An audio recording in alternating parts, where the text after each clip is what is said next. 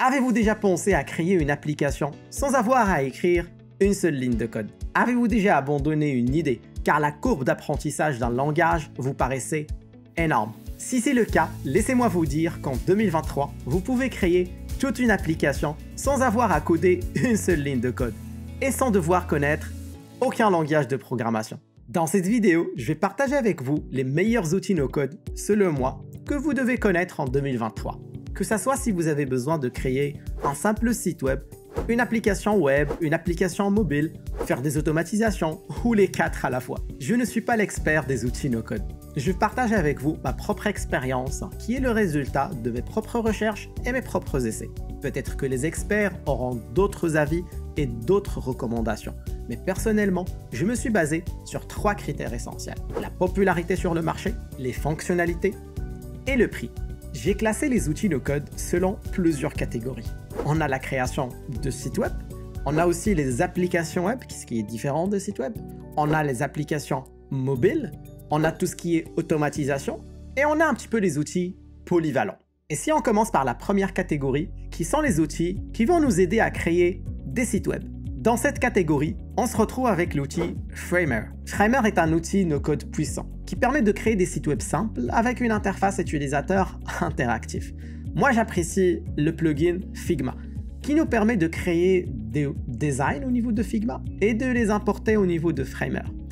Avec les layouts et les effets que Framer offre, on a une large gamme de personnalisation et des animations et des transitions qu'on peut avoir. Il y a différentes plugins qui existent dans Framer qui nous permettent d'accélérer le processus de conception. Le fait d'avoir plusieurs fonctionnalités dans Framer, ça nécessite la mise en place de plusieurs projets pour qu'on puisse prendre en main l'outil et mettre en place des fonctionnalités un peu plus poussées. Ce que je préfère dans Framer, c'est le fait qu'il soit axé sur la création d'interfaces utilisateurs interactifs et qu'il soit axé sur l'expérience utilisateur. On va passer à l'outil suivant que je voulais intégrer dans cette liste car il est très simple d'utilisation et permet rapidement de mettre en place des sites web simples d'une façon très élégante. Et là, je parle de l'outil Carrd. Comme je viens de dire, Carrd est un outil no-code qui permet de créer facilement des sites web simples et à la fois élégants. Avec Carrd, on a accès à plusieurs modèles qui nous permettent de créer des sites web simplement avec quelques clics. Il y a aussi la possibilité de lier notre site web avec des formulaires qui existent déjà sur le marché, comme GetResponse, ConverseKit, etc. Il y a aussi la partie widget qu'on peut mettre en place avec notre site web en utilisant Stripe, PayPal, Gumroad, etc. Carrd est vraiment à utiliser lorsqu'on a besoin de mettre en place un site web simple, rapidement, tout en ayant une interface intuitive et élégante. On va passer à la catégorie des applications web. Et là, j'ai 2 outils pour vous. Le premier, c'est Webflow. Webflow est vraiment un outil no-code qui nous permet de créer une grande variation d'applications ou de sites web. Par contre, contrairement à Framer, il n'est pas très axé sur la partie design, prototypage et expérience utilisateur. Quoique, ils sont en train de s'améliorer de ce côté-là, car il vient de mettre en place il y a quelques mois l'intégration avec Figma. Comme on peut voir au niveau de Webflow, on a un marketplace où il y a plusieurs choses qu'on peut intégrer à ce qu'on cherche à faire. Au niveau, il y a des librairies, il y a des applications, il y a des templates. Et parlons de templates, on peut juste ramener une template comme ça au niveau de Webflow et on commence à faire des modifications. On peut ajouter des éléments, construire tout un layout, faire une connexion avec le CMS. Le CMS au niveau de Webflow, c'est là où on peut vraiment créer une base de données. Comme au niveau de WordPress, où on a des articles, on commence à créer des articles, c'est la même chose au niveau de Webflow. Et la partie CMS se retrouve à ce niveau-là. Donc là, on peut créer notre première collection au niveau de Webflow. On va me dire, mais Framer et Webflow, c'est à peu près la même chose. Mais pour moi, personnellement, si j'ai un site web où je travaille avec un designer, je vais aller plus avec Framer. Surtout si mon site web n'est pas très compliqué et j'ai pas besoin de fonctionnalités très complexes. Là, on va passer au deuxième outil dans la catégorie des applications web. J'ai nommé le fameux Bubble. Bubble est un outil qui est vraiment très connu dans le milieu du no-code, car il permet de faire des applications vraiment très complexes, car il offre plusieurs plugins qui nous permettent de se connecter entre autres à différentes API pour récupérer un tas d'informations qu'on a besoin au niveau de notre application. Au niveau de Bubble, on a aussi des templates qui nous permettent de starter des applications d'une façon simple. Vraiment, le choix, il est énorme. Une fois on crée une application au niveau de Bubble, on se retrouve avec la partie design comme d'habitude. On a besoin de designer notre application et par la suite, on peut faire un workflow, se connecter avec une base de données, mettre en place des styles, ajouter des plugins, la fameuse API connecteur là qui nous permet de se connecter à des API, la partie même se connecter à des bases de données SQL, etc. Mais je dirais qu'il faut scaler son besoin et de savoir qu'est-ce qu'on veut faire exactement. Ça sert à rien d'aller vers des applications no-code très complexes alors qu'on veut faire quelque chose de très simple. Et là, on va passer à la catégorie des applications mobiles.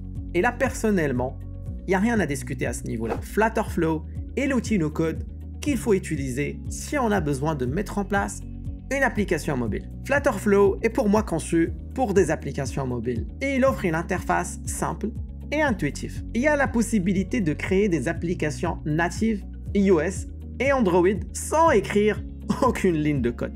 Ce qu'il faut savoir, c'est que Flutterflow est lié au langage de programmation Flutter, qui a été conçu par Google. Et on a la possibilité d'utiliser le langage Flutter à l'intérieur de Flutterflow directement. Ce qui nous permet d'avoir un large choix de personnalisation et d'optimisation au niveau de nos applications. L'interface de Flutterflow se présente de cette façon. On a comme d'habitude la partie des composants qu'on peut utiliser. Avec Flutterflow, on peut créer notre interface avec la façon qu'on veut. On peut aussi importer des templates qui existent déjà. On peut les utiliser, les adapter à notre façon. On peut connecter une base de données Firebase. On peut aussi se connecter avec des API. Il y a pas mal de choses qu'on peut utiliser au niveau de Flutterflow pour créer l'application qu'on cherche à avoir. Pour moi, Flutterflow reste quand même un outil très puissant pour créer des applications mobiles. Là, on passe à la catégorie des automatisations. Et pour moi, il existe vraiment deux outils très puissants au niveau de l'automatisation. Je commence par Zapier.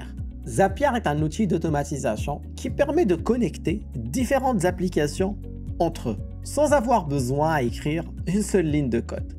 Avec Zapier, on a un catalogue qui est vraiment très riche et qui nous permet de créer facilement des automatisations via des gabarits qui existent déjà. L'interface est quand même assez simple et fluide. On peut créer une automatisation via un trigger, on peut le linker avec par exemple notre compte Google, on peut choisir différentes catégories, on peut le tester et par la suite on peut choisir une action qui va permettre par exemple de créer un événement sur un calendrier, on peut aller spécifier le compte, on peut vraiment aller détailler ce que notre événement va récupérer comme information depuis notre email et on peut tester notre automatisation et on peut la publier. Zapier ou les autres outils d'automatisation nous permettent de gagner vraiment beaucoup de temps en automatisant des tâches qu'on a besoin des fois de faire manuellement. On va passer à l'outil que je préfère pour créer des automatisations qui est Make. Contrairement à Zapier, Make ne dispose pas vraiment d'un large catalogue d'intégration. Mais pour mes besoins personnels, il fait largement l'affaire. Make est vraiment très simple à utiliser et il dispose d'une interface fluide et intuitive. Si on veut par exemple créer des automatisations, on a aussi des templates qui existent déjà qu'on peut utiliser et personnaliser. Et si on veut en créer, on peut aller de nous-mêmes et créer une automatisation. Par exemple ici, je peux créer une automatisation d'une façon visuelle, simple, de dire je veux essayer de regarder et de superviser une base de données au niveau de Notion. Et une fois que je trouve un item au niveau de la base de données, selon mes propres critères, je peux chercher un événement au niveau de mon calendrier. Si je le trouve, je le mets à jour, sinon je le crée. Cette façon de présenter les choses est simple, visuelle et rend l'utilisation facile. C'est pour ça que je préfère l'utiliser. Pas que, parce que le prix aussi de Make, il est vraiment intéressant par rapport à Zapier. Là, on va passer à l'outil Polyvalent.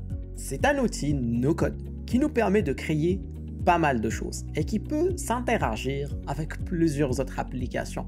On peut aussi lui créer des automatisations qui lui permettent d'être encore plus puissant. J'ai nommé Notion. Oui, Notion. Avec Notion, on peut créer vraiment beaucoup de choses. Je ne sais pas si j'ai besoin de le présenter ou pas, mais je vais prendre un exemple pour vous montrer un peu ce qu'on peut faire avec Notion. On peut avoir une application pour gérer une librairie de livres, mais avec Notion, on peut la paramétrer nous-mêmes et créer notre propre librairie de livres ou utiliser comme moi, récupérer un gabarit qui existe déjà ou que quelqu'un a mis en place et de le personnaliser à notre goût et de créer notre propre bibliothèque de livres et même mettre en place des automatisations qui peuvent s'interagir avec les livres qu'on est en train de lire ou de récupérer les notes de chaque livre, etc. Avec Notion, on peut faire vraiment beaucoup de choses et l'intégrer avec plusieurs outils. À vous de voir ce que vous voulez en faire. Le plus important pour moi, c'est que vous commenciez à réfléchir à vos anciennes idées que vous avez abandonnées dans le passé et de les sortir du placard et d'essayer de les concrétiser en utilisant l'un de ces outils. N'hésitez pas à me dire ce que vous pensez de la vidéo et des outils que j'ai présentés aujourd'hui. Et si vous utilisez d'autres outils, n'hésitez pas à me le dire au niveau des commentaires. Et sur ce, je vous souhaite un bon apprentissage.